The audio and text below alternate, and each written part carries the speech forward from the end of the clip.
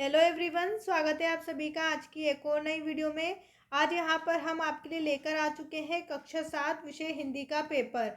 इस वीडियो में मैं आपको वार्षिक परीक्षा हिंदी का पेपर बताने वाली हूँ। सभी प्रश्नों को ध्यान से देखें और सभी प्रश्नों को याद भी कर लें। साथ में इस वीडियो को अपने दोस्तों के साथ शेयर ज़रूर करें और हमारे चैनल को सब्सक्राइब कर दें, जिससे पेपर की जो भी इंपॉर्टेंट वीडियो होंगी वो हमेशा सबसे पहले आप ही को मिलेगी। तो चलिए वीडियो की शुरुआत करते हैं। राज्य शिक्षा केंद्र मध्य प्रदेश भोपाल वार्षिक मूल्यांकन 2026 विषय हिंदी कक्षा 7वीं का पेपर है। पेपर में आपको 2.5 घंटे का समय दिया जाएगा और 60 नंबर का आपका पेपर रहेगा। बहुविकल्पी प्रश्न हमें सबसे पहले दिए गए, हर एक प्रश्न में आपको 1 नंबर मिलेगा। प्रश्न नंबर पहला है, इलाहाबाद प्रयागराज के पास बहने वाली नदी है। 4 आपको ऑप्शन दिए गए, सही उत्तर आपको बताना है गंगा। इलाहाबाद यानी कि प्रयागराज के पास बहने वाली नदी गंगा है। नंबर 2 है, मेवाड़ पर आक्रमण करने वाला राजा था। यहाँ पर आपको 4 ऑप्शन दिए गए हैं। मेवाड़ पर आक्रमण करने वाला राजा कौन सा है? उत्तर आपको बताना है बहादुर शाह। उत्तर सही क्या रहेगा? मेवाड़ पर आक्रमण करने वाला राजा बहादुर शाह था। इसके बाद है नंबर 3, निम्नलिखित में से स्वर संधि का उदाहरण कौन सा है? 4 ऑप्शन आपको दिए गए हैं। स्वर संधि का उदाहरण आपको बताना है हिमालय। ऑप्शन डी आपका सही उत्तर रहेगा। इसके बाद है नंबर 4, निम्नलिखित में से द्विगु समास का उदाहरण कौन सा है? द्विगु समास का उदाहरण आपको बताना है पंचवटी। ऑप्शन ए आपका सही उत्तर रहेगा पंचवटी। इसके बाद है नंबर 5, निम्नलिखित में से मिसाइल का उपयोग कहाँ होता है? मिसाइल का उपयोग आपको बताना है कहाँ होता है? पढ़ाई में, युद्ध में, भोजन में या फिर कविता में। उत्तर आपका रहेगा युद्ध में। मिसाइल का उपयोग हम युद्ध में करते हैं। इसके बाद आपको रिक्त स्थान दिए हुए हैं। 6 से लेकर 10 तक आपसे रिक्त स्थान पूछे हैं। सभी रिक्त स्थानों के हम उत्तर देखेंगे। सबसे पहले रिक्त स्थान में आपसे यहाँ पर पूछा गया है,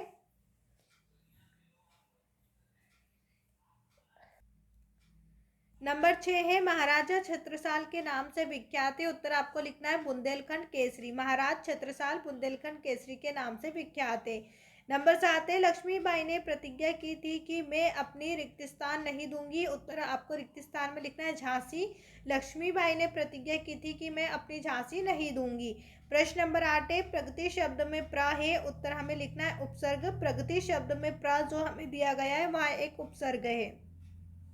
नंबर 9, हॉकी भारत का खेल है। हॉकी भारत का राष्ट्रीय खेल है। आपको यहाँ पर लिखना है राष्ट्रीय। इसके बाद नंबर 10 है, निंदक नियरे राखी कुटी छबा। यहाँ पर आपको लिखना है आंगन। यहाँ पर सभी रिक्त स्थान आप नोट कर ले और इन्हें याद कर लें। अब इसके बाद आप देखिए अति लघु उत्तरीय प्रश्न है जो आपसे यहाँ पर 2 नंबर में पूछे गए हैं। प्रश्न नंबर 11 है, कृष्ण यशोदा से किसकी शिकायत कर रहे हैं? उत्तर में आपको बताना है बलदाव या बलराम। कृष्ण जो माँ अपनी यशोदा से बलदाव या बलराम की शिकायत कर रहे हैं। इसके बाद है नंबर 12, नींव रखना मुहावरे का वाक्य में प्रयोग करें। नींव रखना जिसका अर्थ होता है किसी कार्य की शुरुआत करना। हमारे पूर्वजों ने भारत की स्वतंत्रता की नींव रखी। इसके बाद है नंबर 13, गुरु नानक देव का शिष्य नहीना किस नाम से प्रसिद्ध हुआ? गुरु नानक देव का शिष्य नहीना बाद में गुरु अंगद के नाम से प्रसिद्ध हुआ। आपको क्या नाम याद रखना है? गुरु अंगद।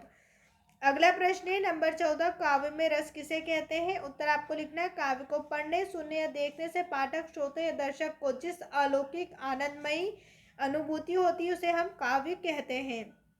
नंबर 15 है, तात्या के चरित्र की 2 विशेषता आपको बताना है। पहली विशेषता, वह एक महान वीर सपूत थे। दूसरी विशेषता आपको बताना, वे युद्ध सैन्य से जुड़े कामों में काफी रुचि लेते थे। इसके बाद है नंबर 16, निम्नलिखित शब्दों के 2 पर्यायवाची शब्द आपको लिखना है। सूर्य का हम लिखेंगे सूरज और दिनकर। पानी का आपको लिखना है जल और नीर। इसके बाद है लघु उत्तरीय प्रश्न जो आपसे यहाँ पर 3 नंबर में पूछे हैं। प्रश्न नंबर 17 आपसे पूछा है, गोरैया कविता में आए कोई 6 ध्वनिमय पुनरुक्ति वाले शब्द लिखिए। यहाँ पर आपको सभी शब्द लिख देना है। इसके बाद अगला प्रश्न है नंबर 18, मध्य प्रदेश की प्रमुख जनजातियाँ। मध्य प्रदेश की प्रमुख जनजातियाँ आपको बताना है भील, गोंड, बेगा, कोरकू, भारिया, कोल और सहारिया आदि हैं। सभी प्रश्न आपकी वार्षिक परीक्षा के लिए हैं, तो सभी प्रश्नों को याद कर लें और साथ में हमारे चैनल को सब्सक्राइब जरूर करें और इस वीडियो को अपने सभी दोस्तों के साथ भी शेयर जरूर करें। प्रश्न नंबर 19 है, यौगिक क्रियाओं में बंध और मुद्राओं का क्या महत्व है?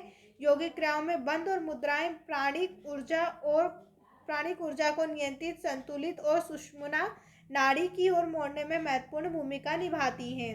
प्रश्न नंबर 20 है, वीरता कलंकित न हो, सुशोभित हो, इसके लिए कौन कौन से कार्य करना चाहिए? उत्तर हम लिखेंगे, वीरता तभी कलंकित होती है जब हम अपने कर्तव्य के पालन में पीछे रहते हैं। कर्तव्य पालन से मिलने वाली सफलता वीरता को सुशोभित करती है, इसलिए मातृभूमि की आज़ादी की रक्षा के काम में अड़िग बना रहना चाहिए। प्रश्न नंबर 21 है, अष्टांग योग के अंग। यहाँ पर आपको अंग बताना, यम, नियम, आसन, प्राणायाम, प्रत्याहार, धारणा, ध्यान और समाधि। प्रश्न नंबर 22 है, जिसमें आपसे पूछा है, अपनी शाला के प्रधानाध्यापक को 2 दिन के अवकाश के लिए प्रार्थना पत्र लिखना है।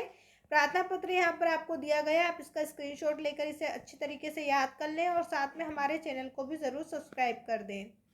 इसके बाद हम आगे देखें तो यहाँ पर आपको दीर्घोत्तरी प्रश्न 5 नंबर में दिए गए हैं। प्रश्न नंबर 23 है, हम समय को स्वर्ण देकर भी वापस क्यों नहीं खरीद सकते? अपने विचार लिखिए। यहाँ पर आपको लिखना है, हम समय को स्वर्ण यानी कि सोना देकर भी नहीं खरीद सकते, क्योंकि बीता हुआ समय कभी वापस नहीं आता। समय दुनिया की सबसे अमूल्य वस्तु है, जिसे कभी भी धन दौलत से नहीं खरीदा जा सकता, इसलिए हमें हर क्षण का सदुपयोग करना चाहिए। यहाँ पर आप क्षण के स्थान पर समय भी लिख सकते हैं, हमें हर समय का सदुपयोग करना चाहिए। प्रश्न नंबर 24 है, निम्नलिखित पंक्तियों का भावार्थ लिखिए। यहाँ पर आपको इस पंक्ति का भावार्थ लिखना है,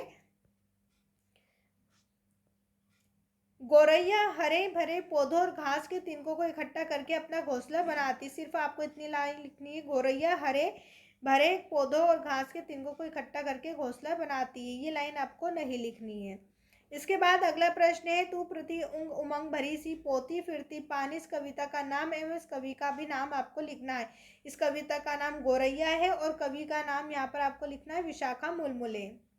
अगला प्रश्न है नंबर 26। यहाँ पर आपको गद्यांश दिया हुआ है, जिसे पढ़ना, उसके बाद नीचे प्रश्नों के उत्तर देना है।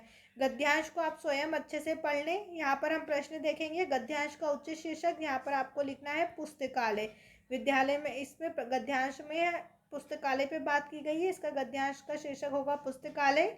इसके बाद है, आत्मनिर्भर के लिए क्या अनिवार्य है? तो आपको लिखना है, आत्मनिर्भरता के लिए भारत के नगर नगर घर घर और विद्यालयों में पुस्तकालय का होना अनिवार्य है। यह आपका नंबर 2 का उत्तर है। नंबर 3 है, पुस्तकालय का बालकों से क्या संबंध है? आपको लिखना है, विद्यालयों में पुस्तकालय का बालकों की रुचि का निर्माण करने एवं समय का सदुपयोग करने में सहायक हो सकते हैं। यह आपका नंबर 3 का उत्तर है। यहाँ पर आपको जो भी गद्यांश दिया जाएगा उसी का उत्तर आपको यहीं पर मिलेगा, इसलिए पूरे गद्यांश को अच्छे से पढ़ें, उसके बाद प्रश्न को पढ़ें और सभी उत्तर आपको यहाँ पर ऊपर ही मिलेंगे। ये 5 नंबर का आपका प्रश्न था।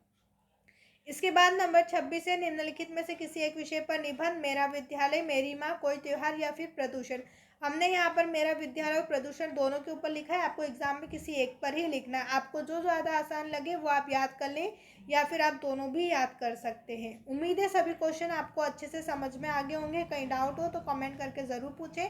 कमेंट करके मुझे ये ज़रूर बताएं कि आपको इन सभी प्रश्नों में से कितने प्रश्नों के उत्तर याद हो चुके हैं और साथ में हमारे चैनल को सब्सक्राइब कर दें। वीडियो देखने के लिए आप सभी का धन्यवाद।